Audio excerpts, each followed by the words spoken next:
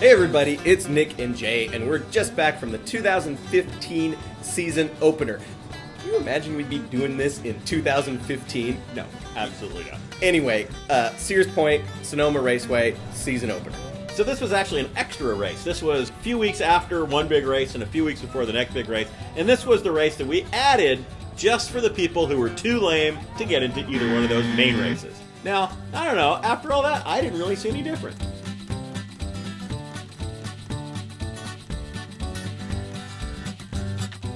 So as it turns out, maybe a slightly higher percentage of BMWs and Miatas. But, we got nothing against BMWs and Miatas. I own a BMW. And I wrote the book on Miatas. The org choice, top of the line. This is the best Cookie Monster and Sesame Street character theme I have ever seen. C is for cookie, that's good enough for me. C is for cookie, that's good enough for me. I got screwed, went to the Altar Boys and their Mazda 626. Now, we've seen this before. These poor bastards go out and get a circle track car. Now, I haven't been to a lot of circle track races. As far as I can tell, the tech rules are written in crayon in a "you must have a car."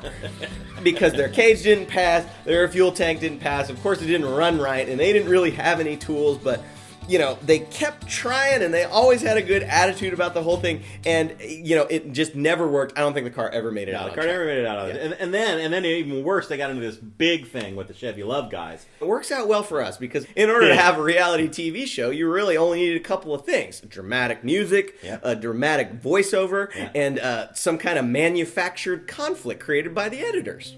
When you have two teams fighting over the same piece of real estate on a high-speed road course, something has to give. Actually, they've been really great. They've been letting us use their tools. They've been helping us work on the car, and they're getting underneath the car with us, and they even barbecued for us the other night. We helped them get it sorted out, which is the nice thing about this community. Good people. Nice guys. Yeah, at least those things ran, though. Being the reject race, there was a lot of corpses out there. December 19th, 1862. Dearest Elizabeth, it is cold here, a cold I have never known before.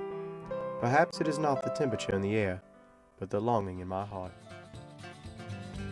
Now, people have been doing this thing for like 8 years, and they figured out all the loopholes and money-saving tricks.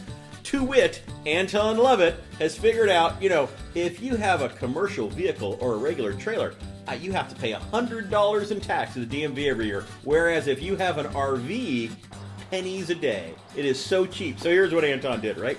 Okay, you can't just go get a Winnebago, gut it, and put your car in the back for your transporter. Oh no, you get a Grumman bread truck that hasn't run in about 20 years, right? You hose the hantavirus and the spider eggs and all that kind of stuff out of it, right? And then you get like the most hoopty ass, like a pumping sink, right? And this total gonorrhea infected fridge that you bolt to the wall. This heater that I think is like burning wax candle stubs or something like that. It's all smoky and janky and stuff. And then you get some wooden ramps and a couple of pieces of steel, and you just roll up the back and you drive your car about 80 miles an hour like into it, and the walls flex out. And if you ever get in a wreck, your car will run over you and take your head off. This thing is awesome.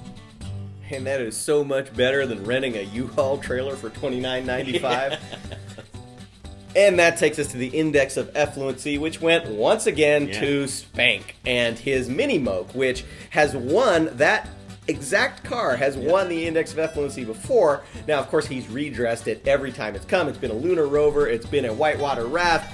This time, it was two things in one weekend. For the first half, it was a bulldozer, and for the second half, it was a John Deere tractor.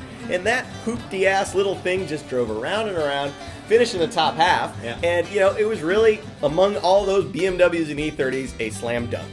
IOE. Here's Lemons in a nutshell.